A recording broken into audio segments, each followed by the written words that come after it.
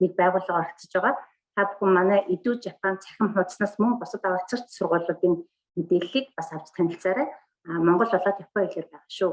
За сургууль болгоны танилцуулга одоо ингээд нэг цагийн турш үргэлжилж байгаа. Нэг 30-аас 45 минут орчим сургуулийн танилцуулга яваад 15-40 минутанд асуулт хариултын цаг байгаа. Тийм болохоор та бүхэн сургуулийнхаа танилцуулгыг маш сайн бүрэн дүрэн сонсоод Q&A хэсэгт асуултаа бичээрэй. Харин таны сургуулийн танилцуулгад дурддаггүй танд хэрэгтэй асуулт байх юм бол бид одоо сургуулийн төлөөлөгчдөөс асууж өгөх болно. Та нар хэрвээ бусад сургуулийн танилцуулгын цагаас ингээд хоцроод хожиндоод ороод эсвэл ингээд дараа дахин давтаж үзмээр байвал манай Edu Japan цэгийн цахим хуудас болон YouTube-ийн манай төвийн албан ёсны хуудасуудаар дараа нь бичлэгүүд тавигдах болно, нөхөж үзэж болно шүү. За одоо ингээд Osaka их сургуулийн ажилтан Ариуна болон Барсбаатар нарыг урьж байна. Сургуулаа танилцуулна хүнээ.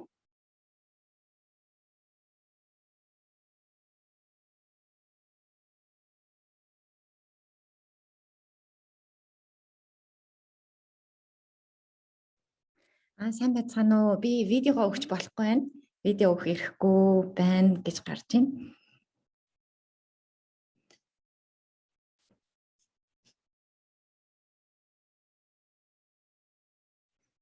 Би видеого өгөхгүй яриад эхэлжээ. Сайн байцгаана уу? Та бүхэнд энэ өдрийн мэндийг хүргэе. Намайг Ариуна гэдэг Osaka их сургуулийн Global Initiatives төвд assistant professor-аар ажилладаг.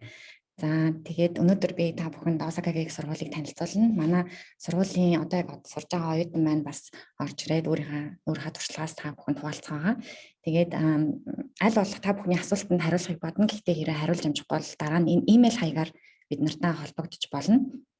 study.ou1@cgin гэдэг энэ хаягаар холбогдож болно шүү. За Osaka-гийн их сургууль Осакад байрладаг. Тэгэхээр Осакад хаана байдаг вэ гэхээр Японы баруун хэсэгт байрлаж байгаа. За Киото, Нара, Хёго гэх мэтчлэнгийн бусад мужуудаар хүрээлэгдсэн. Өөрөөр хэлбэл Киото руу Жархан, Нара руу ингээд соёлын болон өөр одоо газруудыг үзэхэд маш сонирхолтой байрлал, боломжийн байрлалд байдаг. За Осака хот нь бол Японы хоёр дахь том хотод ордог. Тэгэхээр бид нар бол Осака хотод бол яг биш. Осакагийн 3 өөр газар сургуулийн оюутны хатгантай кампустай. За гэхдээ Осака бол юугаар алдартай вэ гэхээр та бүхэн бараг сонсч байсан байж магадгүй. Бэлэн гом бол анх Осакад бий болсон байдаг. 1958 онд анх бий болсон байт юм байна Осакад. За Panasonic-ийн төв байдаг. Тэрээс алдартай. За энэ Glico-гийн имижийг танд бүхэн сарж байсан байж магадгүй. Осакагийн бас одоо Шинсай башиг төвд бас байдаг энэ том алдартай компани байгаа.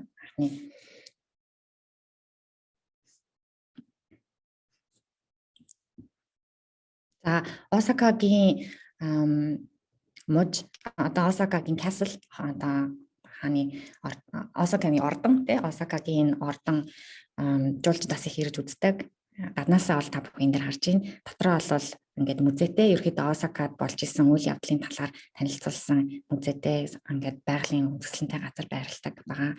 За бас том усан одоо аквариумтай дотор нь амьтнуудтай амьтанд бас танилцж болно. За түрүүний ярьсан дээр Шинсай баши Японы хамгийн урт одоо ерөөдөө худалдааны гудамжийн нэгд ордог. Тэгээд энд хүмүүсээс маш их жуулчид ирдэг байсан. Одоо ковидын үед бол одоо л хэмж байхгүй хоосон байгаа. За бас ийм шинжлэх ухааны музей байдаг.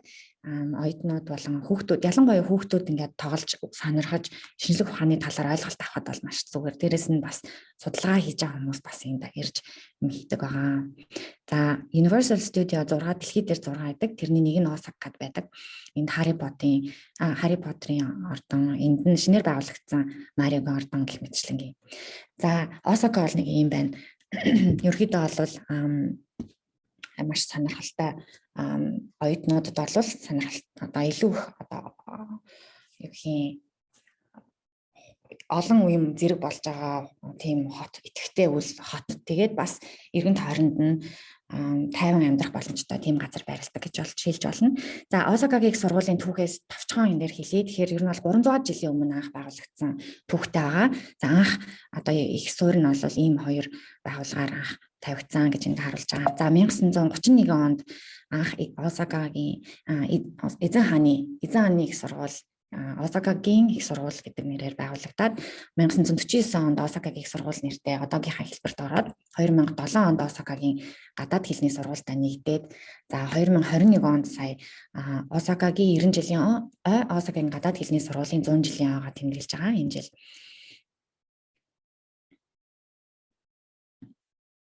За одоо камера хөгжлөө. За баярлалаа. За 3 оюутны хотгонтой байдаг. За 3 оюутны хотгон маань бол Тоёнакад, Мино, Суита гэдэг та бүхэн одоо газрын зураг дээр харж байгаа хооронд айгүй ойрхон байрладаг. Хооронд нь одоо сургууль хоорондын автобус өнгөө зарчдаг автобусаар сургууль хооронд ингэ зарчиж болно. Дээрээс нь олон нийтийн тээвэр одоо автобус, монорейл, галтэр гэх мэтлийн үйлчлүүд явдаг. За энд бол Осака хот байгаа. Ингээд онгоцны буудлын байна. Одоо энд Кобе, Киото гэсэн үг. За Суита оюутны хотхон бол нэг иймэрхүү зарим зургийг харуулж байна. Тэгэхээр энэ оюутнууд болон албан агчдын автобус оюутны хотхон хооронд явдаг автобус байгаа. Өнгөө зарчдаг автобус. За ерөнхийдөө Суита кампуст болохоор магистр докторийн оюутнууд хичээлэн суралцдаг. Энэ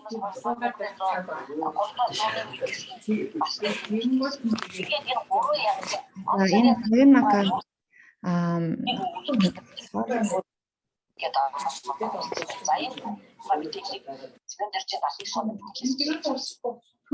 нэг майк унтрааж байна. Уучлаарай MOJAC гэдэг майк унтраачлаа.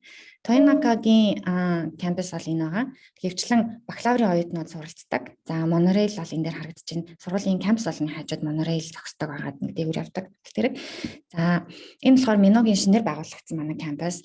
Хуучин байсан газраас нүгээ Тоёнакагийн оюутны хотгонтой их ойрхон. Тэгээ маш бүх юм шинээр сурах орчин, оюутны байр, номын сан зэрэгс бүрдсэн хотхон бий болсон байгаа. За Осакагийн сургууль бол Японы шилдэг сургуулиудын нэг дэлхийн бол эхний 100 листэд багтдаг. За QS-д бол 72-т орсон байна. За яг судалгааны их сургууль гэж явдаг. Тэгэхээр судалгаагаар бол Японы топ сургуулиудад нэгд орж байгаа. За бакалаврын 11 сургууль, агсан түвшний магистр докторийн зэрэг болгож байгаа 16 сургууль. Тэгээ 2 их сургуулийн эмнэлэгтэй. Тэгээд судалгааны тэргүүлэх төв гэж байдаг. 6 тэргүүлэх төв. Тэгээ бусад судалгааны төв институт хүрээлэн 25 төвүүд байдаг. За нийт 20,000 орчим оюутантай. Тэрнээс 15,000 бакалаврын оюутнууд байна. За 8,000 магистр докторийн оюутан. За бакалаврын 11 сургуулийн хувьд бол яг энэ дээр байгаа нэр нь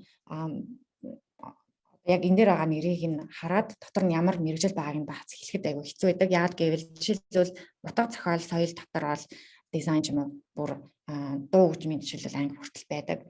За ерөнхийдөө бол сургуулийнхаа нэрийн дуртай юм бол утга зохиол, соёл судлал, хүмүүнлэг, нийгэм, гадаад хэл харилцаа, хууль зүйн, эдийн засаг, байгалийн шинжилгээ ухаанууд, за анагаах, нүүр ам судлал, эмзөө, инженерчлэл, суур инженерийн ухаан гэдэг. Инженерчлэл, суур инженерийг 2 тусдаа сургууль байдаг. Дотор нь одоо инженерчлэлийн сургууль дотор жишээлбэл химийн анги, физикийн анги гэж бас байдаг. Суур инженерийн ухаан дотор жишээлбэл компьютерийн анги, статистик, робот судлал гэх мэтлийн ангиуд бас байдаг.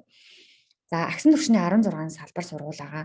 Тэгэхээр бакалаврын төвшнөөс илүү нарийн салбарлаад дахиад хэд хэдэн сургуулиуд гардаг гэсэн үг. За энэ дотор бол хууль зүйн сургууль, хуулийн сургууль бол 2 салбар. Нэг нь бол хууль улс төр судлал, нөгөөд нь бол JD дэгрээ олгодог. Одоо хуулийн сургууль гэж тусдаа байгаа. За тэрнээс гадна эдийн засгийн сургууль гэж бас байна. За эдийн засаг бас байгаа. Анагаах за бакалавр дээр дурдаагүй олон улсын харилцаа нийтийн удирдлага гэсэн сургууль бас байдаг. Зөвхөн магистр докторийн түвшинд зэрэг олгодог. Мэдээлэл зүй технологи, за Frontier Bioscience гэх мэтчлэнгийн сургуулиуд. Дээрэс нь хүүхдийн хөгжил судлал гэдэг. Энэ хүүхдийн хөгжил судлал олж илүүл Японы өөр 4 сургуультай хамтарч хөтөлбөр хэрэгжүүлдэг сургууль байгаа. За тэргүүлэх судалгааны салбар ялангуяа магистр докторийн чиглэлээр сурах сонирхолтой оюутнуудад бол хэлэхэд мэдээж хэрэг маш олон салбар судалгаа байгаа. Гэхдээ энэ дөрвийг бол дурдъя. Жишээлбэл дахлаас судлалаар бол номер 1 дэлхийд бол нэлээд тэргүүлдэг байгаа. За дахлаас судлалыг бол энэ хажууд нь ингээд баруун талд нь байгаа нь болохоор энэ чиглэлийн голчлон судалгаа хийдэг институт нь нэр байгаа шүү. Тэгэхээр энэ IFREC дээр жишээлбэл Монгол нэг хүн ажилладаг байгаа. За био анагаах ухаан ялангуяа үүдэлээс Тэгээ тэрийг тулгуурласан судалгаас хийдэг клиникт тэрийг хэрэгжүүлэх хиймэл оюун ухааны судлал энэ дээр робот судалгаа квантум мэдээлэл зөвлөмжлөг бүхэн энд чиглэлийн талаархаа үзэх юм бол энэ салбар институт руу ороод бас үзэж болно. За оюутнуудын хувьд бол оюутан солилцооны хувьд бол дэлхийн өндөг булан бүрээс оюутнууд ирж суралцдаг. Бас тэрнээс гадна гадаадын судлаач нар пост докор болон судалгаа хийхээр бас ирдэг байгаа. Тэгэхээр 2020 онд бол 1172 судлаач ирж ирсэн. Одоо ковидын улмаас 600 орчим судлаач энэ жил ирсэн байгаа. За ингээд олон улсаас ирж байгаа. Тэгэхээр та бүхэн бас судалгаа хийх зорилгоор бас ирж болно гэсэн үг. Яг сурах зорилгоос гадна. За гадаадын оюутан бол 2612 ихэнх нь Азиас ирж байгаа улсуудаас ирдэг. Гэхдээ нийт бол 109 улсаас ирж суралцдагаар онцлог. Тэгэхээр маш олон улсаас ирж байгаа гэсэн үг.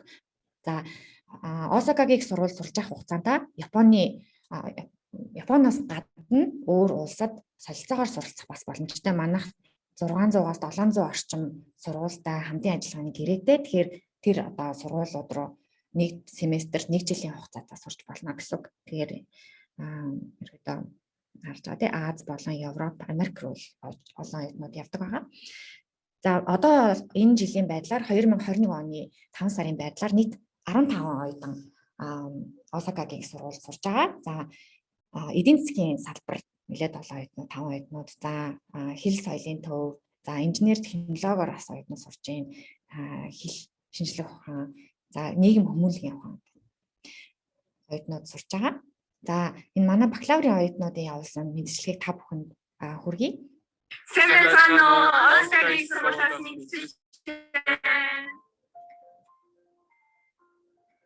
Яруу шингэдэг би Осакагийн сургуулийн инженер шин талбар сургуулийн биотехнологийн ангид суралцдаг 2 дахь курс байна.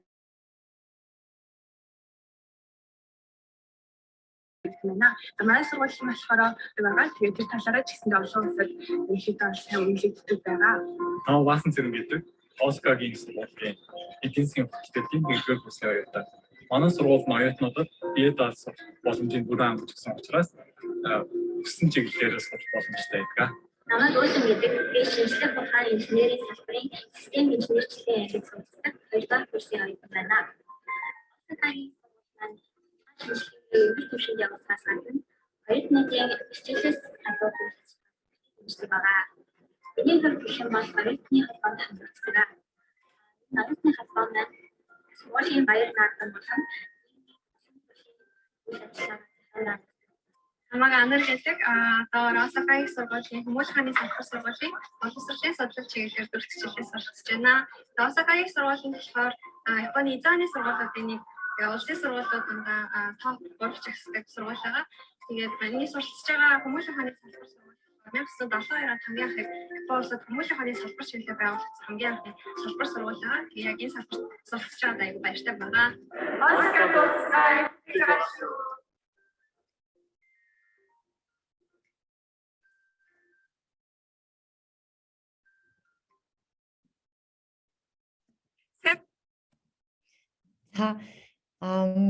За тэгвэл бакалаврт суралцах талаар эхлээд тавчхан ярив. Дараа нь магистр, докторийн талаар ярина. За тэгвэл бакалаврт суралцах ерөөхдөө эсэлтийн шалгалт бол ерөөхдөө энэ одоо 2 үндсэн хэсэгт хуваагдж байгаа гэж хэлж байна. Нэг нь бол одоо засгийн газрын тэтгэлэг оюутнаар ирэх. Энэ бол элчингээрээ дамжаад хэрвээ тэмцэх юм бол Японы бэлтгэл хамрагдаад тэгээд дараа нь шалгалт өгөөд орох боломжтой. За бусад оюутнуудыг ерөнхийдөө хувийн зардлаар сурж байгаа оюутнууд гэж хэлдэг. Та бүхэн бас мэдэх байх. Тэгэхээр ер нь бол үндсэн одоо гадаад оюутнууд бол хэвчлэн энэ одоо шугамаар ирдэг. Тэр нь бол эхлээд тооллын шалгалт өгсөн байх ёстой. EGV-ийн шалгалт өгнө, өргөдлийн материал явуулна. За тэгээд эсэлтийн шалгалтаа цаасаар сургууль дээр ирж өгөх ёстой байдаг. За ковидын үед энэ бол жоохон хүндрэлтэй магадгүй. За энэ 2, 3, 4-ийг бол би дэлгэрэнгүй тайлбарлах байгаа. За энэ 2 нь бол жишээлбэл гадаадад амьдарч байгаа. Тэгээд гадаадад ахлах сургуулаа төгссөн оюутнууд заавал Японд ирэхгүйгээр шалгалт өгөх боломжтой. Бас EGV-ийн шалгалт өгөхгүйгээр орох боломжтой. Ийм боломж байгаа ийм шалгалт. За нэг нь бол англи хэл дээр суралцах хөтөлбөр байгаа. Нийгэм хүмүүнлэгийн ухааны англи хэл дээр суралцах. Нөгөөх нь бол байгалийн ухааны чиглэлээр англи болон япон хэлний хослолсон хөтөлбөр байгаа. За түрүүний хэлсэн одоо гадаадд оршин суугаа хувийн зардлаар суралцж байгаа гадаад оюутны эсэлтийн тухай шалгалтын талаар товчхон танилцуулъя. За энэ одоо шалгалтыг өгөөд орох юм бол Японд заавалгүйгээр, Японд ирэхгүйгээр онлайнаар бүх материалаа явуулаад тэгээд EG-ийн шалгалт бас өгөхгүйгээр хөтөлбөртөө орох боломжтой. За хэрвээ эсэлтийн шалгалт бол бас тэтгэлэг өгдөг байгаа. 1 жилийн хугацаанд 80,000 yen тэтгэлэг өгдөг. За эхний жил нь бол дотор байр нь бол ингээд хадгалсан. Энэ оюутнуудад ингээд зориулаад хадгалсан байдаг. Тэгэхээр дотор байраас өөр газар амьдарч болно. Гэхдээ дотор байрын санаа зовхгүй одоо энд орж болно гэсэн үг. За ямар хүмүүс энд орж болох вэ гэхээр Япон улсын иргэншилтэй хүн бол болохгүй. Тэгэхээр Япон улсын иргэншил авсан хүмүүс бол энэ хөтөлбөрөөр хөгж болохгүй. Гэхдээ Япон хэлний өндөр мэдлэгтэй хастаа N1 юм уу N2 шалгалтын оноотой хастаа. За одоо Монголд амьдарч байгаа 2022 он гэхэд 22 оны намар гэхэд ахлах сургуулаа төгсөж байгаа. За тэгээд ахлах сургуулаа шүү энэ алдаад байсан байна. За тэгээд EG-ийн шалгалт өгөхгүйгээр. За юу бүрдүүлэх ёстой вэ гэхээр эсрэх өргөдлийн маягтай онлайнаар явуулна. Та бүхэн доор байгаа QR кодыг уншуулад бүх материалыг харж болно. За Япон болон англи хэл дээр мэдээлэл нь байгаа. За шалгалтын оноо, англи хэлний шалгалтын оноо, эссе бичих хэрэгтэй байдаг. EG шалгалтын оронд яагаад Осакагийг сургууль сонирхолтой байгаа талаараа эссе бичдэг. За яг одоо эсэлт авч байгаа. Тэгэхээр хэрвээ та бүхэн дунд хэрвээ Ахлах ангийн оюутнууд байх юм бол одоо 10 сарын 15 хүртэл өргөдлийн маягтай явуулж болно. Тэгэхээр түрүүний вебсайт руу н ороод онлайнаар үүсгээд мэдээллүүдээ явуулж болно. За тэгээд 10 сараас 2 сарын хооронд шалгаруулалт нь яваад энэ үеэрээ ярилцлага авч магадгүй.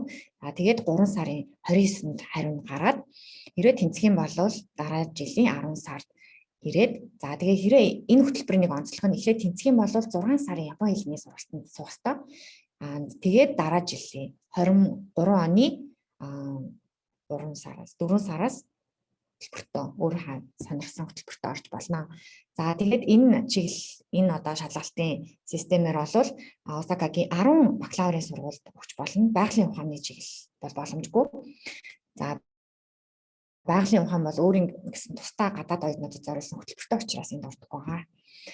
За гадаад англи хэл дээрх болон гадаад оюутнууд зориулсан бас нэг хөтөлбөр бол энэ хоёр янзын хөтөлбөр байгаа. Нэг нь бол нийгэм хүмүүнлэгийн ухааны чиглэлээр англи хэл дээр бакалаврын зэрэг эзэмших хөтөлбөр. Нөгөөх нь бол хавсарсан англи япон хэл дээр байгалийн ухааны болон тэр дотор байгалийн ухаан дотор хим, физик, тооны чиглэлээр мэргэшээд диплом авах ийм бакалаврын хоёр хөтөлбөр бас байгаа.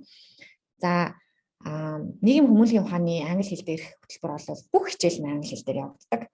За TOEFL IBT-ийн 85 оноо, IELTS 6.5 хэрэгтэй байдаг. За ерөнхийдөө ямар нийгэм хүмүүнлэгийн ухаан тэр дотроо юу заадаг вэ гэхээр хүний эрх одоо ерөнхийдөө хууль улс төр талын хичээлүүд орж байгаа. За Японы судлалын хичээлүүд орж байгаа. Дээрээс нь боловсролын талын бас хичээлүүд ордог. Одоо бас яг зарлагдсан байгаа. 12 сар нэгдээд аппликейшнаа бүрдүүлээд 1 сар хүртэл материал явуулах боломжтой байдаг. За хариу нь 3 сар хариу нь гараад за тэгээ 10 сард ирж суралцдаг. Тэгэхээр бакалавр бол Осакагийн сургууль 4 сараас эсэлт эхэлдэг шүү дээ. Тэгэхээр энэ хөтөлбөр бол 10 сараас эсэлтгээр онцлогтой байгаа. За энэ хөтөлбөрт орохын тулд бол заавал Осакад ирэх шаардлагагүй бүх юм онлайнаар бас явагддаг. Та бүхэн доор байгаа QR кодоор энэ хөтөлбөрийн вебсайт руу ороод мэдээлэл авч болно. За энэ түрүүний хэлсэн байгалийн шинжилгээ ухааны бакалаврын хөтөлбөр бол англи хэл болон япон хэлний оноо. За япон хэлний оноо нь бол N3 орчим байхад болно. За нийт 4.5 жил шаардлагатай. Яагаад гэвэл 6 сарын хугацаанд япон хэлний төрөвчлэн сургалтанд суудаг байгаа. Тэгээд дараа нь мэргэжлийн хичээлд ороод явдаг. За түрүүн хэлсэнтэй хим, математик, физикийн чиглэлээр мэргэжч болно. За тэр дотроо хим дотроо бас маш олон салбар технүүдээс хичээл авах судлан бас мэргэших боломжтой гэсэн үг. За энэ байгалийн ухааны хөтөлбөрийн хувьд бас адилхан одоо 2-оос 3 сарын хооронд материалаа явуулаад 5 сард шалгаруулалт нь явагдаад за тэгээд хэрэг тэнцэх юм бол 10 сард Осакад ирээд 6 сарын Японы хэлний дөрвөлжилсэн сургалтанд суугаад 4 сараас хичээлд ордог байна. За одоо магистр докторийн сургалтын талаар танилцуулах учраас магистраас докторийн сургалтын одоо яг сурж байгаа багш болон хоёр оюутны мэдлэгийг хүргэе та бүхэнд. Насан хоёроо займаас намайг Түлхөн гэдэг. Би 2014 онд Японы улсын Осакагийн сургуулийн хууль зүйн сургуульд хийсэн ороод 2017 онд магистрийн зэрэгээ 2021 онд докторийн зэрэгээ хамгаалсан. Одоогийн байдлаар тус сургуультай ассистент профессор буюу туслах багшаар ажиллаж байна. Тэгэд манай сургуулийн онцлог гэх юм бол улсын сургууль дотор топ 5-т багтдаг юм шилдэг сургууль байгаа. За мөн бакалавр, магистр, докторийн хөтөлбөрүүдтэй бөгөөд олон улсын бодлого тодорхойлохын байдлаараа бусад сургуулиас ялгаатай гэж хэлж болно. Ингээ та бүхэн манай сургуульд ирж суралцахыг урьж байна. Баярлалаа. Намайг Олгомоо гэдэг. Бид хоёр Осакагийн сургуулийн Graduate School of Engineering сургууль биотехнологийн чиглэлээр магистр, докторийн хавцарсан 5 жилийн хөтөлбөрөөр суралцдаг. Энэ хөтөлбөр нь биотехнологийн үеийн нөхцөл тодорхойлох зорилготой Осакагийн сургуулиас гадаад оюутнуудад санал болгож буй тэтгэлэг хөтөлбөрүүдийн нэг. Бид хоёрын судалгаа хийдэг лаборатори нь биодизель үйлдвэрлэл болон эмчилгээний зорилттой уургийн үйлдвэрлэл, түүний гликозилчлэлтийн инженерчлэлийн чиглэлийн дагуу судалгаа хийдэг байгаа. Тэгээд дэлхийн залуустай хамт суралцаж орчин үеийн судалгаа шинжилгээ хийж мэргэжилтэд эрхлүүлэх зорилготой хүн бүрийн Осакагийн сургууль суралцахыг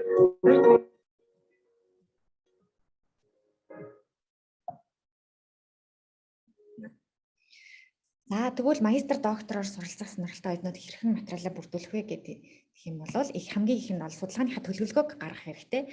За төлөвлөгөө гаргахын тулд ямар чиглэлээр судалгаа хийх сонирхолтой юм, магистр ямар чиглэлээр сурах юм, доктор ямар чиглэлээр сурах юм гэдэг бодох хэрэгтэй. За тэгээд мэдээлэлээ цуглуулад судалгааныхаа төлөвлөгөөг гаргана.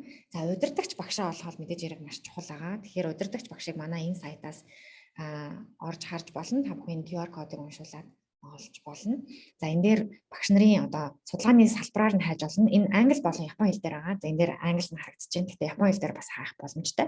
За тэнхмээр нь бас хайж болно. Тэгэхээр тэнхмээр нь хайхаар бас нэг хэцүү нь болохоор ялангуяа докторийн төвшөнд болвол одоо тэнхмийнхэн нэр нь арай жоохон өөр байдаг мөртлөө дотор нь сурж байгаа одоо багшийнхаа судалгаа нь бол бүр арай нэг өөр байж болно. Тэгэхээр сургуулийн нэр болон тэнхмийн нэрийг харахгүйгээр багш нарын өөрийнх нь хийж байгаа судалгаа нь юу вэ гэдгийг харах хэрэгтэй байдаг. За хэрвээ удирдагч багштай холбогдоход хэцүү байх юм бол эсвэл удирдагч багшаа олцоод яаж холбогдохоо мэдэхгүй эсвэл имэйл явуулсан ч хариу ирэхгүй ч юм уу. Ийм тохиолдолд манай энэ туслах шинээр төв байгуулагдаж байгаа. Одоо admission assessment desk гэдэг байгуулагдаж байгаа. За энэ бол одоо бол яг хятад оюутнууд зөвхөн нээлттэй байж байгаад 11 сараас дэлхийн бүх оюутнуудад нээлттэй болж байгаа. Тэгээд англи болон япон хэлээр тусламж авах боломжтой. За энэ яадаг вэ гэхээр оюутнуудын одоо анх ингээ багштай холбогдоход яаж холбогдохоо сайн мэдэхгүй ч юм уу, яг ямар материал явуулахаа мэдэхгүй ч юм уу. Ийм бэрхшээл бас байдаг шүү дээ. Тэгэхээр тийм байгаа тохиолдолд одоо темплет өгөөд тэрнийхэн дагуу материалын цуглуулж аваад холбогдмоор байгаа багштай оюутнуудын өмнөөс холбогдоод тэгээд багштай одоо шууд холбогдож болох уугүй юу гэдэг хариуг нь авч өгдөг. За 3-7 хоногийн оролцоогоор бид материал хүлээж авснаас 3-7 хоногийн дараа хариу нэрээд за тэгээд хэрвээ багштай шууд холбогдох боломжтой гэх юм бол сургуулийнхаа тухайн сургуулийнхаа одоо эсэлтийнх нь зааврын дагуу материал явуулах хэрэгтэй байгаа. За ихэнх тохиолдолд эхлээд судлаач оюутны хөтөлбөрөөр ирдэг. Тэгэхээр хөтөлбөрөөсөө хамаарат янз бүр гэхдээ судлаач оюутан бол богино хугацаагаар сурч байгаа магистр докторийн хөтөлбөрт бэлдэх зорилгоор за зарим тэнхэн бол судлаач оюутныхаа хөтөлбөрөөр бас эсэлтийн шалгалт авдаг байгаа. За судлаач оюутнаар заавал ирэхгүйгээр шууд хөтөлбөрт орохыг зөвшөөрдөг сургууль бас байдаг. Тэгэхээр салбар сургууль алханаас хамаараа жоохон өөр байдаг гэсэн үг. За эсэлтийн шалгалтын хувьд бол өргөдлийн материал явуулаад бичгийн шалгалт өгөөд ярилцлага өгөх маягаар явдаг. За ихэвчлэн энэ бичгийн шалгалт ярилцлага бол бигчлэн Осакагийн сургууль дээр авагддаг байгаа. За гэхдээ яг ямар шалгалт авах вэ гэдэг нь бол сургуулиас хамаарат өөрөөр. За магистр, доктор хөтөлбөр аль аль нь 4 сар болон 10 сараас илүү орох боломжтой байдаг. За тэрнээс гадна англи хэл дээр сурах боломжтой нэлээд олон хөтөлбөрүүд байгаа. Гэхдээ эдгээр бол яг анх эсхээсээ төгсөх хүртлээр бүх юм англи хэл дээр явагддаг хөтөлбөр байгаа. За энэс гадна сурч авах хугацаанд англи хэл дээр хөтөлбөр авах боломжтой, англи хэл дээр судалгаа хийх боломжтой бусад өөр салбарууд бас байгаа. За энэ цэгээр бүх хичээл англи хэл дээр явагддаг хөтөлбөрүүд бол шинжлэх ухааны салбарууд болон инженерийн салбарууд, за эрчим хүч, байгаль орчин, материал судлал гэх мэтчлийн салбарууд байгаа. За энэ дотроо энэ дээр байгаа чиглэл дотроо бүр нарийн чиглэлүүд бас байгаа. За тэгээд өмнөх та бүхэн хэрвээ англи хэл дээр хөтөлбөрийг сонирхож байвал энэ QR кодыг уншуулад мэдээлэл авч болно. Хизээ материалын явуулах боломжтой вэ? Элсэг нь хизээ вэ гэдэг нь хөтөлбөр болгоноос хамаарат өөр идэг. Тэгэхээр англи хэл дээр хөтөлбөрийг сонирхож байвал тухайн хөтөлбөрийн мэдээлэл нь олж харна гэсэн үг. Тэгэхээр түрүүн бас манай хоёр оюутны танилцуулсан биотехнологийн хөтөлбөр гэсэн тэр бол энд байна. 5 жилийн авсарсан хөтөлбөр гэсэн тийм. За тэрнээс гадна манайх МОС-тай хамтын ажиллагааны гэрээд байгаа. Тэгэхээр МОС-ийн оюутнууд бол Осакагийн сургуульд сургалтын төлбөр төлөхгүйгээр богино хугацаагаар одоо солилцооны оюутнаар ирэх боломжтой байдаг. Тэгэхээр солилцооны оюутнаар ирэх тохиолдолд тийм 4 янзын хөтөлбөр байгаа. Зөвхөн харамсалтай зөвхөн хамтын ажиллагааны гэрээтэй сургуулиудад оюутнуудад зөвхөн нээлттэй. Тэгэхээр хэрэв МОС-ийн оюутнууд хамт энэ хөтөлбөрийг сонирхороо за судалгаа хийх боломжтой Япон хэл соёлын за тэгээд англи хэл дээр олон Япон хэл дээр хичээл авах боломжтой ийм хөтөлбөрүүд байгаа. За төлбөр сургалтын төлбөрийн хувьд бакалавр, магистрийн сургалтын төлбөр бол адилхан. Ойролцоогоор 1.25 төгрөгөөр аваад үзэх юм бол 13.3 сая төгрөг ойролцоогоор байна. За эсэлтийн хураамж нь бол нэг удаа төлөх ёстой 7 сая төгрөг орчим. За хэрвээ одоо засгийн газрын тэтгэлэг, Японы засгийн газрын тэтгэлгээр хэрвээ ирж байгаа юм бол энэ бүх төлбөрөөс чөлөөлөгддөг байгаа. За судлаач оюутны хувьд бол сар болгон төлдөг. Хугацаа нь янз бүр байдаг учраас тийм жилээр биш 6 сарын хугацаатаа ч судлаач оюутнараас ирдэг учраас.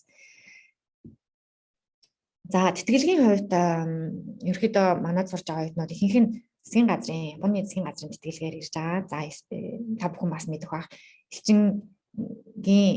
элчингээр дамжаад ирэх хөтөлбөр дээрээс нь сургууль руугаа шууд хандаад авдаг засгийн газрын тэтгэлэг гэж бас байдаг. За хэрвээ сургуулиасаа шууд элчингээр биш сургуулиасаа эхэлж авдаг Японы засгийн газрын тэтгэлэгт материал бүрдүүлэхийг хүсэх юм бол сургууль болон тэнхимээс хамаарат энэ боломж байгаа юу үгүй юу гэдгийг эхлээд шалгах хэрэгтэй. За тэрнээс гадна сургалтын төлбөрийн хөнгөлөлт бас үзүүлдэг. За энэ бол сургалтын төлбөрөөс чөлөөлөх юм уу, эсвэл 50% чөлөөлөх юм уу, эсвэл бүрэн чөлөөлөх юм боломжтой эдийн засгийн хувьд хүндрэлтэй байгаа оюутнуудад үзүүлдэг тусламж байгаа.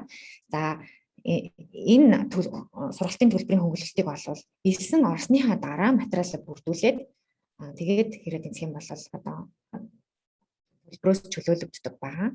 За энэ дээр бол сургалтын төлбөрөөс гадна эсэлтийн түрүүнд хэлсэн эсэлтийн төлбөрөөс бас чөлөөлөгдөх боломжтой байдаг. За тэрнээс гадна сургууль болон тэнхимийн нэрмж тэтгэлгүүд бас байдаг. Жишээлбэл манайд байгаа химийн чиглэлийн доктор оюутнууд бол бүгдээр ямар нэгэн тэтгэлэгтээ суралцдаг байгаа. Сургуулиасаа болон судалгааны тэтгэлэгтээ суралцдаг. Тэгэхээр сургууль болон тэнхимээс хамаарат жоохон өөр. Ерөнхийдөө нийгэм хүмүүлийн ухааны хувьд бол тэнхимээс нь олгодог тэтгэлэг бол маш бага байдаг. За бусад жаасагийн тэтгэлэг гэх мэтчлийн бас боломж байна. За зардлын хувьд ямар байдаг вэ? За тэгвэл байр, хоол энэ дээр бол ерөнхийдөө оюутнуудын ганц бие оюутнуудын хувьд гардаг зардлыг бичих юм бол ойролцоогоор Японд дунджаар бол 93,000 йен гэж үздэг юм байна. За тэгвэл Осакад бол 91,000 йен гэдэг. Мэдээж хэрэг хаана амьдарч байгаасаа ямар байранд амьдарч байгаас нь хамаарна. За Токиогоос одоо бодвол арай хямд байдаг. За манай оюутнууд ялангуяа Суита, Миног, Тоёнака кампуст байдаг учраас Осака хотод байдаг учраас байрны хувьд хамаагүй хямдхан байдаг гэсэн үг. За дотор байр бол хэд хэдэн олон дотор байр байгаа. За тэгээд дотор байр нь бол үнэ нь өөр өөр байдаг. За энэ бол шинээр байгуулагдсан манай нэг дотор байр байна. Бусад зарим байрыг бодож жоохон үнэтэй. Гэхдээ амьдрах нөхцөл нь бол үнэхээр бүрдсэн дөнгөж саяхан шинээр ашиглалтанд орсон дотор байр байгаа. судлаач нар бас ирж амьдардаг, багш нар бас амьдардаг оюутнууд байгаа. За энд та бүхэн гадныхыг харж байна. За энд нь болохоор галтгоо тэгээд төчний өрөө телевизээр байдаг, номын самтай. Тэгээ бас хувийн өөрийн өрөөтэй дотор ингээ бүх дотор байр байна. За оюутныг дэмжих төвүүд бол байгаа. Тэгэхээр төв сургууль болгон дээр оюутны хотгон болон Бисвита хотод Цоён академинууд гэдэг тус-тусад нь төвд байгаа. Тэрнээс гадна гадаад оюутнуудад зориулсан гарын авлага байгаа. Тэгэхээр Осакад хэрхэн амьдрах вэ? Ялангуяа гэр бүлтэйгээ амьдрахад бол виз хэрхэн мэдүүлэх вэ? Гэх мэтчлэнгийн өдөр тутмын амьдралтанд зориулсан гарын авлага энэ QR кодыг уншуулад та бүхэн авах боломжтой байгаа шүү. За тэрнээс гадна мэдээж хэрэг ажил хайх бол аюул чухал. Тэгэхээр Японд бол ажил хайхад өөрийн тогтсон системтэй байдаг учраас гадаадын оюутнуудад зориулсан бас ажил хэрхэн хайх вэ? Ярилцлаганд хэрхэн бэлдэх вэ гэдэг талаар бас зөвлөгөө өгдөг. Тэрнээс гадна өөр олон фэйр гэх мэтчлэнгийн үйл ажиллагаа бүх оюутнуудад зохион байгуулдаг байгаа. Тэр та бүхэн бас мэдээлэл илүү дэлгэрэнгүй мэдээллийг QR кодоос авах боломжтой байгаа. За сошиал медиа манайх англи хэл дээр болон япон хэл дээр Facebook дээр хуудас байгаа. Тэгэхээр энэ дээр бас бидний дагаад мэдээлэл авч болно. Instagram дээр бас маш их олон зураг видео оруулдаг. За тэрнээс гадна манай YouTube channel дээр өмнө явагдсан өнөөдрийнхтэй адилхан танилцуулгуудын бичлэг бас байгаа. Тэгэхээр бичлэг дээрээс нь сургуулиудын багш нарын танилцуулга гэх мэтлэн маш их мэдээлэл байгаа. Тэгэхээр энийг бас үзэж болно. За миний танилцуулга бол ингээд дуусчихин. За одоо манай оюутан Батулгон өөрхөн туршлагаас хаалцахыг урьж байна. Сайн байцгаана уу та бүхэнд энэ өдрийн мэндийг хүргэе. Осакагийн их сургуулийн бакалаврын эдийн засгийн ангийн 3 дугаар курсын оюутан Батулгон байна. Тэгээд та бүхэнд өөрийнхөө туршлагаас үндэслээд баг зэрэг турш танилцуулга хүргье гэж бодож байна. За агуулгын ерөнхийдөө эхлээд хэрхэн яаж тэнцэж орсон талаараа, тэгээд дараа нь хичээл болон сургуулийн орчин, тэгээд сургуулийн давуу талын талаар өөрийнхөө мэдэрсэн зүйлээс баг зэрэг ярья гэж бодож байна. За эхлээд хэрхэн тэнцэж орсон талаараа түрүүнд өрдөж байсанчлан Момшогийн шалгалт, хүний засгийн газрын шалгалтыг би 17 онд төгсөн. Тэгээд хариу нь 12 сард гараад дараа жилийнхаа 4 сард ирээд 1 жил ирээд эхний бэлтгэлтээ суудаг. Тэгээд эхний бэлтгэлтээ сууж явах хэвчээ нэг ойролцоогоор 2-3 удаагийн том шалгалт өгöd. Тэгээд тэр шалгалтын дүнгууд ям Осакагийн сургууль руу бичиг баримтыг бүрдүүлж өгöd. Тэгээд тэндээсээ ерөөхдөө бол орчдөг. Тэгэхээр энэ шалгалт өгөх бичиг баримт бүрдүүлж өгөх үйл явцыг засгийн газраас хийгээд өгчдөг болохоор оюутны зүгээс хийх зүйл баг байдгүй, их хамар байдаг. Тэгээд бусад сургууль жишээлбэл Киотогийн сургуулийн үдх юм бол эдийн засгийн салбар нь заавал очиж бичин шалгалт дээр өгөх шаардлагатай байдаг. Тэгэхээр маа сургуулийн үед тийм байдгүй учраас зөв шууд дүнгээрээ орчиж болдог. Бичин шалгалт байдаг сургуулиуд бол заавал очиж тэнцэх шаардлагатай байдаг. Тэнцэхгүй бол бас доош нь өөр сургуулиуд руу ундаг байгаа. За маа сургууль ороод хамгийн түрүүнд анзаарсан зүйл нь миний анги дааж авсан багш Принстон их сургуулийг төгсөж авсан нэлээд алдартай багш байсан. Тэгээд ойролцоо их алдартай багш нар олон байгаадаа нь судалж үзсэн чинь Нобелийн шагналтай болон одоо соёлын медальтай Японы Академи Awards хэмжигдсэн маш олон том шагналыг авсан профессорууд олон байсан. Энд зүгээр жишээ дурдж бичсэн 2017 оноос хойш хэд нийт 41 гаруй профессор болон дэд профессорууд гарсан байсан. Тэгээд энд зөвхөн тэр иймэрхүү шагналуудыг авсан багш нарыг дурдсан. Тэгээд түүнээс гадна өөр одоо жишээлбэл Америк Ivy League-ийг төгссөн сургуулийг төгссөн багш нар болон Оксфорд ч юм уу тийм сөрхий сургуулийг төгссөн багш нар их олон байдаг. Энэ их надад сонирхолтой санагдсан зүйл нь энэ зүгээр манай факультетийн кредитний задаргаа байна. Японоор бичсэн нэг сөрхий зүйл бичгээд байгаа. Жишээлбэл одоо ерхий суурь хичээлүүд нэг 18 кредит авах ёстой, гадаад хэл нэг 18 кредит авах ёстой, мэргэжлийнх 72, чөлөө сонголт 22 гэдэг. Тэгээ юу надад таалагдсан бэ гэхээр чөлөө сонголт айгүй олонтой байсан. Манай факультетийн үдх юм бол жишээлбэл энд одоо өгдсөн багцаас чөлөө сонголт хийвчсэн байгаа юм. Одоо манай энэ багцуудаас та 28 гэрдүүдийг заавал авах хэрэгтэй. Тэгээ ямар хичээл гэдгийг зааж өгөхгүй. Тэгээ энэ эдийн засгийнхаа мэргэжлийн хичээлүүдээс өөрөө сонгоовчлуулж учраас их одоо дуртай хичээлүүд авах боломж ихтэй байдаг. Тэгээ дараагийнх нь болохоор мэргэжлийн чөлөө сонголт. Одоо энд хамрагдаагүй өөр бас бусад олон мэргэжлийн хичээлүүд байгаа. Тэндээсээ бас 22 гэрдүүдийг үгүй авдаг. Тэгээ энэ болохоор бүр факультет хамаарахгүй өөр факультетээс ч гэсэн авч болдог. Тэгэхээр би жишээлбэл одоо камерны одоо камер судалдаг хичээл ч юм уу эсвэл өөр байгалийн ухааны хичээл ч юм уу IT хичээл ч юм авах боломжтой. Тэр нь бүр 22 кредит байдаг.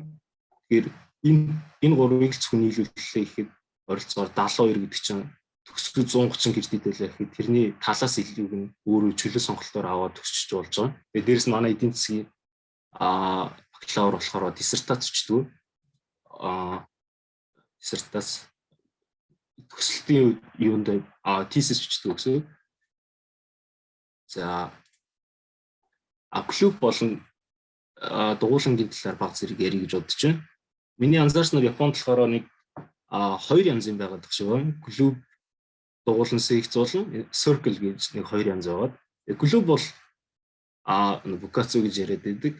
Ялчгүй маш цагийн чанга дэглэмтэй тэмцээн оролтоонд оролцох юм бол заавал оролцох хэрэгтэй байдаг. Их тийм хариуцлагатай зүйлүүд юм лээ. Circle гэдэг нь болохоор зүгээр найзууд хоорондоо цуглаад тоглох журмаар л явагддаг. Одоо сакс нийлээд заалтаа авч тоглодог ч юм уу, хаяа нэг амралтанд бүндэ хамт явдаг ч юм уу тиймэрхүү журмаар. Тэгээ цаг бол яг заавал барих шаардлага байхгүй. Тэгээ би болохоор анх ирээд шууд энэ саксны circle-д орж исэн. Тэгээ найз нартай тоглоо яваад 3-4 жил болж байна. Сүүлийн жоохон коронавиг тоглоогүй. Тэгээ клубийн үед гэх юм бол би карате болон феншингийг очиж зүгээр сонирхож исэн. Тэгээд үнэхээр яг хатуу байд юм лээ. Гэхдээ юу бэлтгэл нь их сайн. Тэгээ дээрэс нь орчин их сайн. Жишээл карате гэх юм бол дуужаа өдөр үнэхээр гоё талбар байдаг. Тэгээ хоцсойл хөрөө бүх юм бэлтгэгдсэн байдаг. Феншинг гэх юм бол одоо энэ дуулан муулгал нь оноо мэдрээд оноо тоолох тэр систем төхөөрөмж идрүүд нь бүгд бэлтгэсэн байдаг. Зам аав.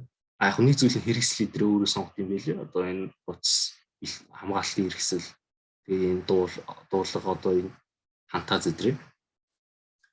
За тэгээ телемейл гэдэг энэ нийтээр асан 21 оны 9 дахь удаагийн судалгаа байгаа юм. Оскогийн их сургуулийн сурагчдаас авсан. Яагаад энэ сургуулийг сонгосон бэ гэдэг талаар. Тэгээд жишээлбэл 36% нь одоо сургалтын агуулга нь их сайн байсан гэдэг. 10.4 нэр үн сайтай гэдэг утгаараа 10.3 адилхан 10.3 одоо судалгааны дүн их сайтай, орчин их сайтай. 9% нь энэ болохоор жоо Япон үеднүүд хамраад байгаа. Орхтой өгдөг шалгалт нь харьцангуй гайгүй байсан. 6.8% ажилд ороход ашигтай. Одоо сургуулийн нэрийг хэлэхэд жоохон брэнд гэдэг талаас ч юм тий. Тэгээ 5.8% гэх юм бол одоо сургуультай очиж сурч одоо автобус өдрийн бэлдээд өгсөн ч юм уу эсвэл одоо метроны явах зам өдрийн хамар идэг гэдэг утгаараа. За тэгээ дараагийн төгсөөд яадаг талаар баг зэрэг хальт ярих гэж бодож байна. Энэ болохоор 2017 оны датаг би аваад ирсэн. Тэгээ төгсөөд оюутнууд хвчлэн ямар газрууд руу явдаг. Манай факультетид ямар газрууд явдаг гэхээр жишээлбэл эмийн салбар, Японы анагаахын маш их хөгжсөн байдаг. Тэгээ эмийн үйлдвэрүүд бол эмийн одоо бизнесийн компаниуд орж болдог. Тэгээд машины одоо жишээл Toyota, Mazda, Nissan, Suzuki гэж юм тий. Тэгээд электроникийн компани Sony, Panasonic, Canon, Toshiba, Mitsubishi ч юм уу тий. Тэгээд цахилгаан станцын газар тий. Манайхаар бол одоо үндэсний цахилгаан станц ч юм уу. Хонд бол нэлийн том дурд компани.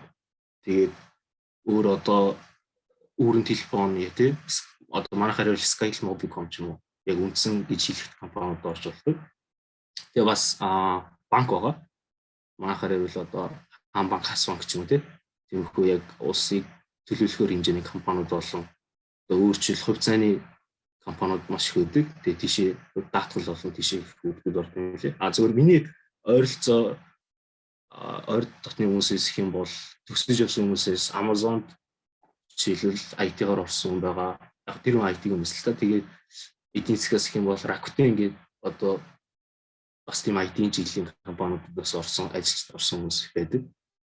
За тэгээд жоо хүрээллийн талаар ярих гэж бодож байна. Япон ялч нөгөө босоо нийгэм байдаг учраас жоохон ингээд дээд анги үеийнхэн болон доод ангийнхантай жоохон өөр харьцдаг юм билээ. Яг нэг сүрхий ялгаа байхгүй ч гэсэн. Жишээлбэл одоо дээд ангийнхантайгаа заавал хүндэтгэлийн хэлбэрээр харьцдаг ч юм уу тийм. Тэрний бол ингээд семинар дээр ч юм эсвэл букацуу дээр ч юм нэг асуужлаа авах тусцаа авах зүйл олон байдаг болохоор идэх байх гэж бодож байна. Үеийнхэнтэйгээ бол яг энгийн яриагаар ярьчих болдог. Яг миний анзаарснаар лекц гэсэн илүү семинар тэгээд сая ярьсанчлан дугуулсан. Бас оюутнуудаас цагийн ажил хийдэг тийм тэрний хичээлүүд байдаг. Тэгээд цагийн ажлыг их найз нартай болдог юм санагдсан. Бас Монгол оюутнуудтайгаа их нийлдэг тийм. За тэгээд доод ангийнхантайгаа бол яг энгийн яриагаар ярина. Гэхдээ одоо доод ангийнхантайгаа харьцуулахад дахиад өөрөө хариуцлах болох шаардлага ирдэг юм санагдсан. Бас нөгөө юм зааж өртөртөн чиглэл их роль дээр очсон юм билээ. Тэр үед нь бас хариуцлагатай явах хэрэгтэй юм сан. За тэгээд сүүлд нь жоохон чөлөө цагийн талаар ярих гэж бодож байна. Тэгээд миний ярьсан сая дуулан төгтүүд аяух явдаг. Зүгээр яг анзаарснаар бол баг талаас илүү явдаг байх гэж бодож байна. Тэгээд дуулан бол ялчгүй маш хариуцлагатай байдаг. Гэхдээ нэг ашигтай юм 4 жил нэг газар ингээд тууштай явчихад төгсний дараа компаниуд ажил ороход их үнэлэгддэг. Тэгээд одоо ялангуяа карате ч юм уу тийм биеийн тамирын тийм хэцүү газар 4 жил гараад ирсний дараа маш их тийм үнэлгээ өндөр байдаг. Жишээлбэл за тэгээд цагийн ажлууд хүүхдүүд хийдэг. Яг гадаад оюутны 7 хоногийн 28 цаг дотор хийх хэрэгтэй байдаг. За тэгээд хуваарай яг би бичсэн байгаа зүгээр. Яг Японд оюутнуудад их анзаарчихсан зүйл нь жиггүй гэдэг одоо жишээлбэл Японч их тийм сертификат болгодог олон шалгалтууд байгаа. Өөрт ажил ороход их ашигтай шалгалтууд болон гэдэг. Тэр шалгалтуудаа зориулж хүүхдүүд аяг 7 хоногийн 3-4 удаа ч юм уу явцгаад юм байлээ. Жишээл нэгтлэнгийн шалгалт ч юм уу эсвэл эдийн засгийн нэг шалгалт ч юм англи ч юм уу тиймэрхүү зүйлс хүүхдүүд их явдаг юм лээ. Тэгээ яг хуу мэдээж эдний алийг хийхгүй болно. За яг нэс нартаа гарч урдаг ч юм уу Японд ялангуяа Осака ч юм гарч урах газар их олон байдаг, зугаатай байдаг. Интертэй юм талаас. За энэ тэгээ би яг өөрөө хувийн мэйл болон утасны дугаараар тэгээд сургуулийн сайтыг факультетийн сайтаа бичсэн байнамаа. Тэгээд та бүхэн орж сонирхорой. Анхаарлтанд баярлалаа.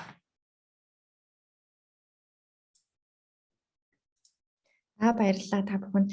За баярлалаа Батүлгүн.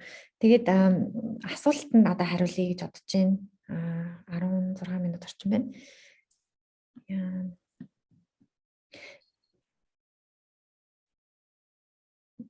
Айгу олон асуулт ирсэн байгаа болохоор алинаас нь эхэлж хариулахаа сайн мэдгүй байна да. Ер нь бол анагаахын чиглэлийг асуусан оюутнууд олон байсан. Анагаахын чиглэлээр сурах боломжтой. Анагаахаар бол англи хэл дээр бүрэн одоо англи хэл дээр эсэлтээ аваад бүх юм англи хэл дээр сурдаг хөтөлбөр бол байхгүй. Гэхдээ ялангуяа докторийн чиглэлээр бол хөвчлэн аль ч чиглэлээс ерөөдөө англи хэл дээр ерөөдөө явагддаг байгаа анагаах ялангуяа. Тэгээ анагаах бол эмчээр бас бэлтэн. Эмчээр яг сураагүй оюутнууд өмнө нь эмчээр биш сурсан оюутнууд бас сураад эмчийн зэрэг авах бас боломжтой хөтөлбөрүүд байдаг. Анагаах дотор 2 тусдаа одоо сургууль байгаа. Тусдаа 2 агсан төвчний сургууль байгаа. Тэгэхээр хөтөлбөрөөсөө хамаарад яг ямар чиглэлийн судалгаа хийхээсээ хамаарад багшаа сонгох хэрэгтэй. Тэгэхээр түрүүний бас та бүгд хэлсэн.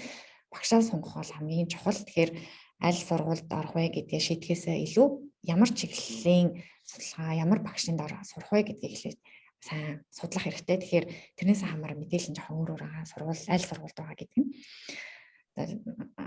Өөр асуулт судлаач оюутны талаар асуусан асуултууд байсан.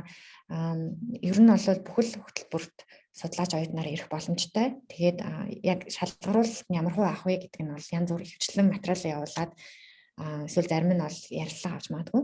Тэгээд судлаач оюутан гэдэг нь бол юу хэлж байгаа вэ гэхээр магистр докторийн хөтөлбөрт орохоор ерөөдөө бэлтжиж байгаа оюутныг судлаач оюутан гэж хэлдэг.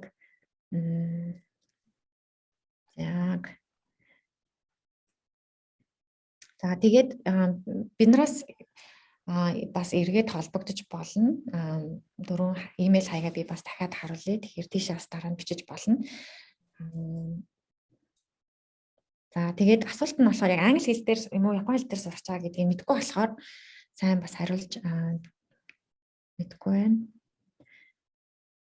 За хэлний магистрийн хөтөлбөрт хамрагдахад очоод эхлээд заавал хэлний бэлтгэлд суух ёстой байдгүй. Энэ бол хөтөлбөрөөсөө хамаарат ер нь бол хэлний хэрвээ одоо засгийн газрын тэтгэлгээр англи хэл дээр хвчлэн голчлон хичээл үзгээд ирж байгаа бол хэлний бэлтгэлийн сургалтанд хамрагдана. Бүх оюутнуудад хамруулдаг, заавал хамрагддаг байгаа. Бусад оюутнууд бол ерөнхийдөө судлаач оюутныхаа хугацаанд Японы хэлний сургалт авч болно. Ер нь дараа нь бусад үед ч гэсэн хизээж Японы хэлний сургалт аваад яваад иж болно. Яг Японы хэлээр сурах гэж ирж байгаа бол анхнаасаа илсгээс өмнө Японы хэлнийх нь онооны сайн байх ёстой. Шууд одоо сургалтанд орох хэмжээний Японы хэлтэй байхгүй бол болохгүй байгаа шүү. За Батулгүнөө чамд хариулт энэ. За би бакалавртай холбоотой асуултууд баг зэрэг хариулт өгье гэж бодож байна.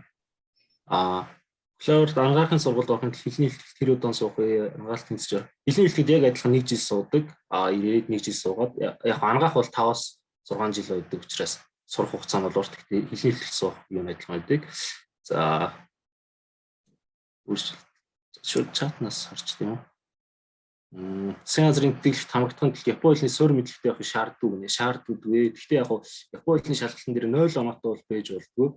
Тэгэхээр яг нэг ганц хоёр амхан хан зорж хирагана цэжлээ. Тэгээд тэрийг бичээд ганц оноо авчих бол хангалттай гэж ярьдаг. 90-д угаасаа 0-оос би бас сурсан.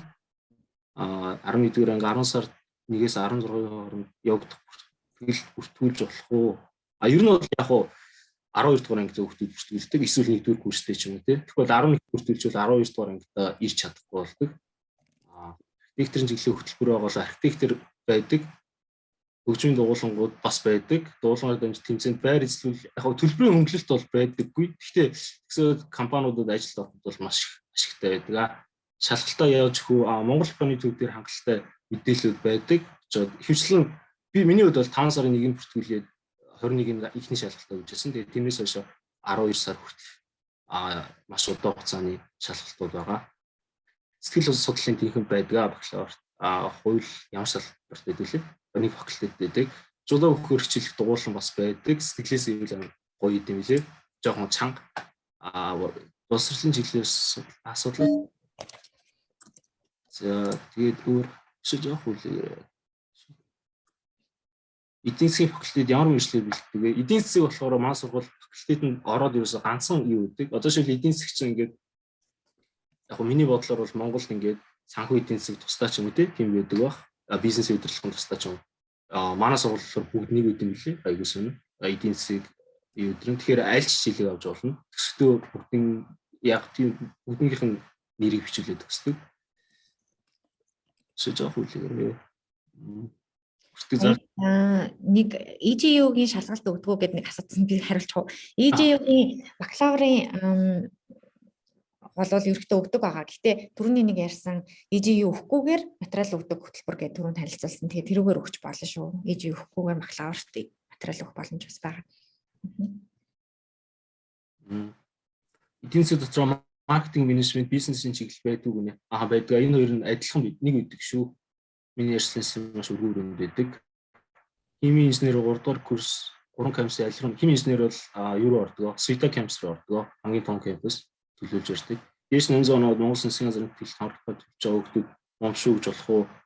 Монгол Засгийн газрын тэтгэлэгт хамрагдахаар ер нь бол яг тэтгэлийг давхартаагүй байх шаардлагатай байдаг. Яши 800 оноод яг момшууд бол шууд хамааралт бол байхгүй. Яг системийн дагуу бэлдээд оноогоо авах хэрэгтэй юм шиг лээ. Батулгүнүүдийн асуултыг уншаад явах уу? Уншаад хариулаад явал зүгээр аа. Уучлаарай. Энэ уучлаарай. Зүгээр.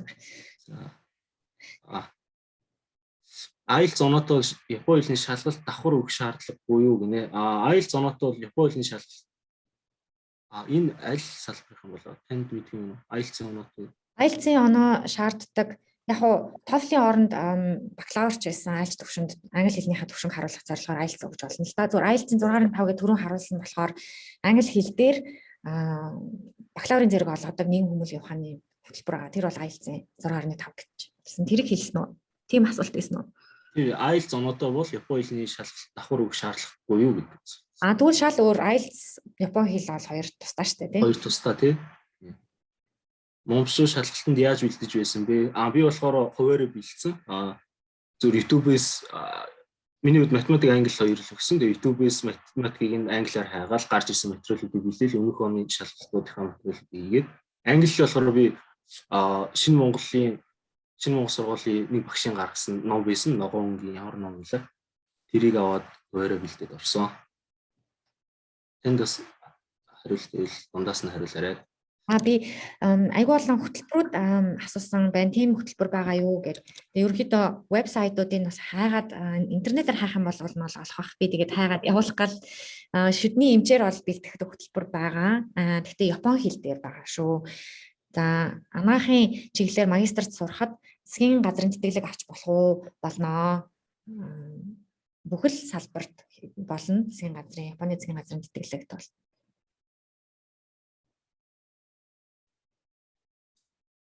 Архитектурын чиглэл бас байдаг. Архитектуртай англи хэл дээрх бас хөтөлбөр байгаа. Түрүүний лист дотор бас байгаа. Нэр нь бол нөгөө urban engineering гэдэг чиглэл дотор. Гэхдээ хөтөлбөрийн нэр нь тийм мөртлөө дотор нь архитектурын бас салбар байгаа. Тэгээд хэрэг интернетээр хайх юм бол бас олж ирэх бах. Түрүүн бас гарч ирсэн. Гэхдээ баг ойлгомжтой бахтай манай хоёр Осакагийн сургууль гэдэг гээд хотын Осакагийн мужийн сургууль, Осакагийн хотын сургууль гэ бас байдیں۔ Тэгэхээр бид нар болохоор чинь national улсын сургууль байгаа шүү.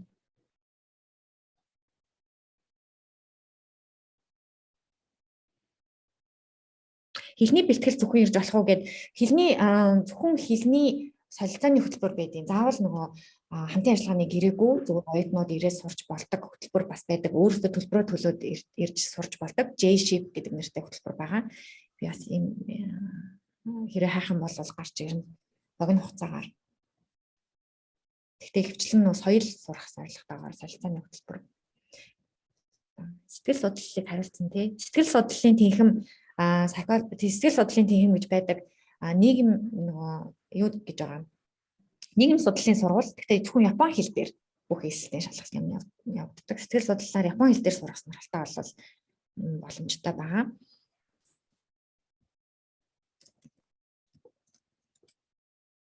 Танд өөр хариулт байна уу? Олон асуулт болохоор гяс хурдан хариулахыг хичээе. 12 дугаар анги ангаахаар засгийн газрын тэтгэлэг авах талаар огт болно. Шууд 12 дугаар ангидаа бүртгүүлээд тэгээд момшуугаар бүртгүүлээ авч болно. Ижигийн яг ямар шалгалт өгөх бол би ижиг өгөх болохоор тэр талаар сайн мэднэ уншлаарай. 11-р одоо 11-р анги маа 10 сарын 1-ээс 16-нд бүртгүүлж болохгүй. 10 сарын 1-ээс 16-ны бүртгэл айгүй бол өөр бакалавраас арай өөр юм санагдчихэв. Тэр талаар бас судлаа. Коллеж юм бол гэж бодож байна.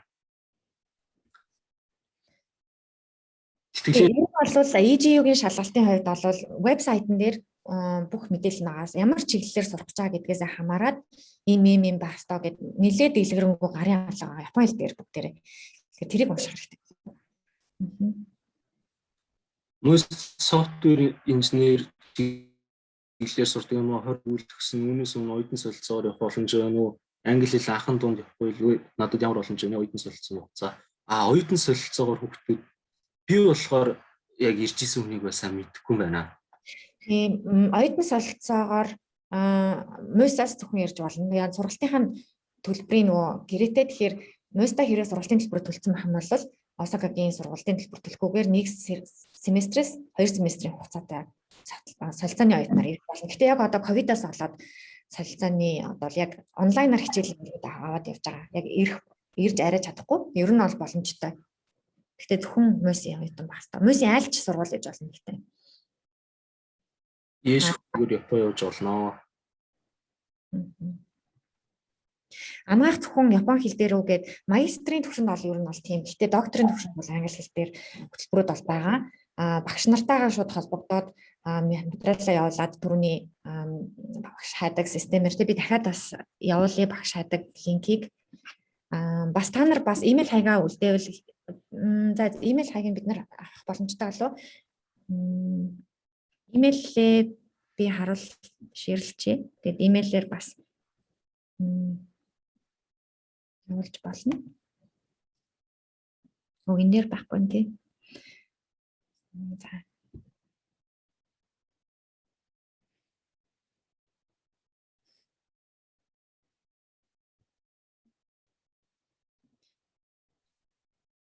Хаягийн дээр л байгаа юм л та.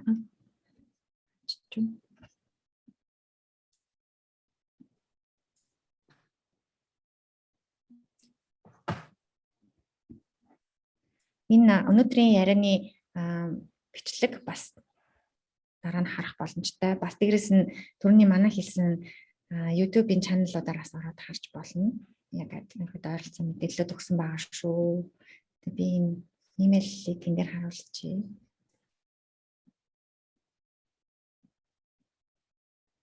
Нишээс холбогдож олон. Гэхдээ ерөнхийдөө бол мэдээлэлээ өөртөө аягүй сайн цуглуулчаад тэгээд имэйл бичих бодорой аль болох. Зүгээр одоо тийм чиглэлийн хөтөлбөр байгаа юу гэдээ асуух юм бол хариулах боломжгүй гэж магадгүй.